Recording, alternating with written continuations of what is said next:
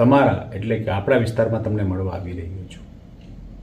બેરોજગારીની સમસ્યાને લઈને તમારા પ્રશ્નો સમસ્યાઓ મને જાણવી છે, સમજવી છે અને તમને સાંભળવા છે.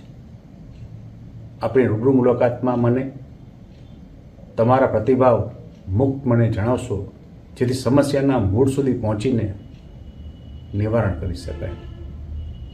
મારે જૂનાગઢ અને ગીર સોમનાથના તમામ તાલુકા મથક પર જઈને બધાને રૂબરૂ મળવું છે, જેની શરૂઆત માણાવદર વંથલી મેંદેડાથી હું કરીશ. રિવરફ્રન્ટ બાબત પણ ખૂબ મોટા પૈસા વેડફા છે. જો એ રોજગારીમાં વાપરા હોત, ખેતી સિંચાઈમાં વાપરા હોત તો પણ લોકોને ઘણું બધું ખેડૂતને ઉપયોગી થાત. આ સિવાય અહીંનો જીન ઉદ્યોગ જે હતો, આ જીન ઉદ્યોગ પણ આપણા પૂર્વ મંત્રીશ્રીના શાસનકાળ છેલ્લા 30 વર્ષની અંદર અગાઉ જે 100 જીન હાલતા હતા એમાં ફક્ત 20-25 જીન જ ચાલુ છે. 5000 લોકોની રોજગારી પણ આમાં છીનવાની છે.